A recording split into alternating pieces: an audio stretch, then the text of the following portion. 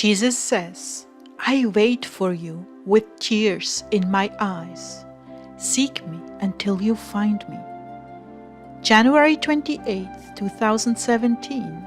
Words from Jesus to Sister Claire, spoken by Jackie. Claire began, May we be inebriated with the Lord's love and pour that love out on the lost and wounded humanity, living all around us, our dwellers. Although this message begins where Jesus is addressing me, later on he makes it clear that what he has said to me applies to each of you in a very unduplicatable way. You are one of a kind, taken directly from the Father's bosom, and to have you return is unspeakable joy and bliss to your God. O Lord, your presence is so sweet this morning. You are so vulnerable. Jesus began, That's how I feel about you, my bride, even as you were musing. You are my Cinderella. There is not another in heaven or on earth like you. And to have you back in my arms is for me heaven itself. I only allow these very difficult trials to keep you little, so I can bless you with a revelation of my heart and how it beats so ardently for you. Presumption is so very easy to fall into. Therefore, I must prepare you myself to carry this newly revealed depth of revelation of who I truly am to you. And at this point, I want to share that I was listening to Julie True. I saw the Lord so clearly. He was dressed in slacks and a white shirt, and we were slow dancing in a rather secluded place.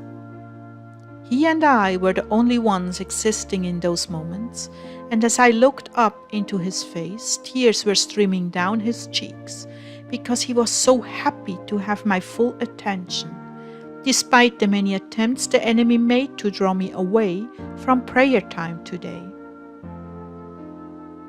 He was so happy and profoundly touched, and he was so glad that I was taking him 100% seriously. In his tender love for me, how can I possibly explain to you what I experienced, the emotions he allowed me to perceive? Can you imagine it?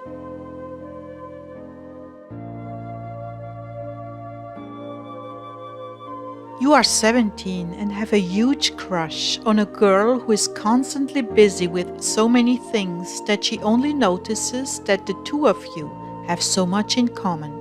You both love the same classes, find yourselves often working together on projects. You love to go on long treks in the canoe and camp out. You both are excited about visiting the children's hospital and even volunteering at the living center where the elderly live. You both love to play instruments and even the very same kinds of music. You are constantly around one another, but she doesn't get it, that you have feelings for her, deep feelings, because she is so caught up in her grades and projects. This goes on for months and years. Then finally there is a school dance and your hopes are high that something may happen. When you pick her up, she is still running around, feeding her hamsters, watering her plants, finding her other shoe, and finally she leaves the house with you. You think to yourself, if only she would just see me, really see who I am. I know she would fall in love with me. At the dance, you finally get your chance, as you are slow dancing and something extraordinary happens. For the first time ever, she sees you, and in that instance falls head over heels in love. Tears stream down your cheeks as you realize she finally gets it. I'm hers and she's mine. You've known her since grade school. Now you are seniors and finally, she gets it. You're both overwhelmed with love for one another, and in an instant you know you're going to spend your eternity together. All you can do is cry tears of joy that you were made for each other, uniquely, unlike any other couple. The two of you are absolutely one heart, one mind and soul, a perfect pair. You see, as a tiny piece of God taken from within Him, you have your very own one-of-a-kind pattern of attributes. Call it DNA, just as an example. This pattern is unique and causes you to cherish the same things, the same colors, the same music, tastes, and choices in life. What is important to you? And more importantly, these traits cause you to live a certain way and desire a certain destiny.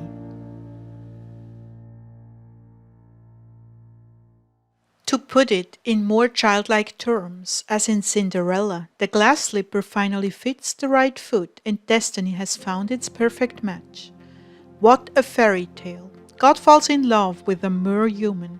Yet it's not a fairy tale, it's real. And the couple is so much in love. And the most pain I've ever seen the Lord in, as an innocent, profoundly loving man, is the pain of rejection, because the soul does not believe they are loved by Him in this way.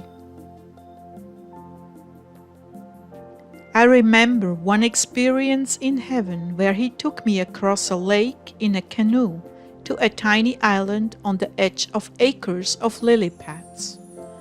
There was a little stone house built beneath a huge willow tree that covered the entire island. When we got there, 3 of my favorite Christian heroes of the past greeted me and spoke to me about my Jesus, who was still, by the way, sitting in the canoe with an obvious expression of anxiousness on his face. They explained to me how much He loves me and that He brought me here in hopes that I would finally receive His love and believe in Him. My unbelief in His love had cost Him years of grief and pain, and He hoped that perhaps these friends from the great cloud of witnesses would convince me and I would stop hurting Him and believe in His love for me.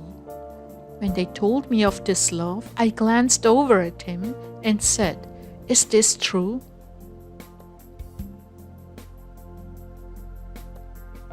Jesus answered, "It is." Tears were streaming down His precious cheeks. Oh, I felt such conviction in that moment that I truly hadn't believed in His love for me. Again, as I look at the portrait that He did through my hands, I see that love, that innocence, that longing, that hoping that I will receive all He wants to give me of Himself, that finally I will see Him, even as He sees me and has fallen so far in love with me, that I will finally get it and our destinies will forever be sealed in heaven and on earth. And when that happens, nothing is impossible to us. We will do anything to make our spouse happy, even give up carnal pleasures to please Him. We will do extraordinary things because we believe in Him. But most important of all, we will love others as He loves us, and they too will discover their God's tender love for them and give their lives to Him.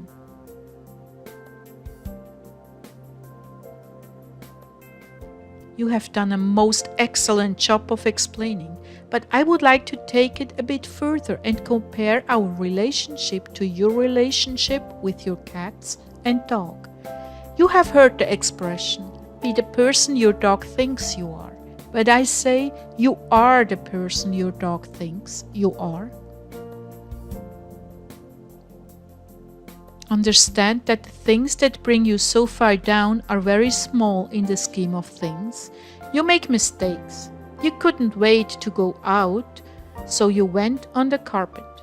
You needed something to chew, so you took my slipper and ate half of it. You ran when you saw me because you knew you were in trouble. You chased the cat who broke my favorite antique lamp. Nonetheless, I still adore you. I still want to pick you up, hold you in my arms, and let you fall asleep on my lap. I still love you. The same with your cats. They get rambunctious and scratch your back as they enthusiastically jump on you. They have an accident after eating something too rich. They attack your foot as you come around the corner. They jump on the table and knock over your milk. They run from you when you call them. But you still want to snuggle up and make them purr, lingering there together till they get bored and wander off or fall asleep.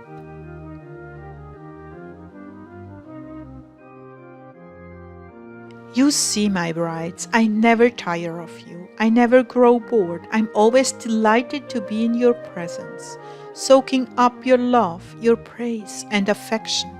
I love to speak to you gently as you read my words. I love to open up worlds of pictures when you read those words, to make it more real to you. I love to linger, holding you when you worship me in holy music. You have no idea what you mean to me or how I enjoy your company every day. If you knew the kind of joy you bring me when you search me out and make me the sole object of your attention, you would lose interest in all the world has to offer and rush to be alone with me. I can give you this kind of love and passion, but you must prepare yourselves by renouncing the world and the flesh. Otherwise, this gift would be wasted. But the more you hunger and thirst for me, the more I will give you of myself. Be utterly convinced that my heart longs for you, hour after hour, day after day. Yes, I hunger and thirst and wistfully ache for you to grow weary of the world, so I can have your all. As Claire has spoken, there is a place in my heart that remains void until you give yourself to me. Just so there is a God-shaped place within you that will never be satisfied any other way than to be united to me. I'm telling you this because I've poured out my spirit upon the earth in a most salutary move to bring you closely united into my heart.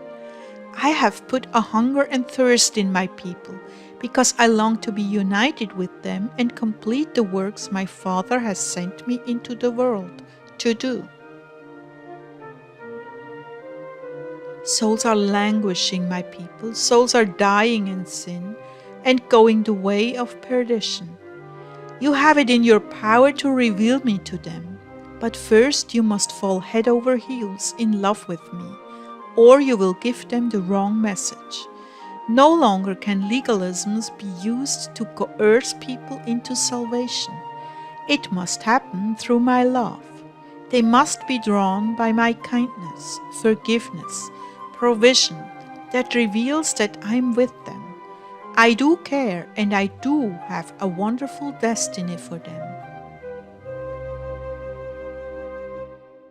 This is how you are to help me finish my mission, through love and caring.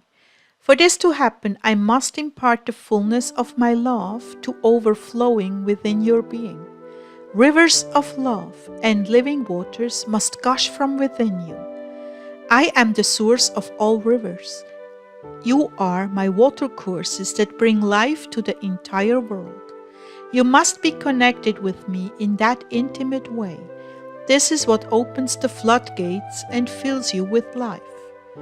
This intimacy that cares only for loving me opens the way to fill you with grace. So I'm making an appeal to you, my loved ones. Seek me until you find me. Press in.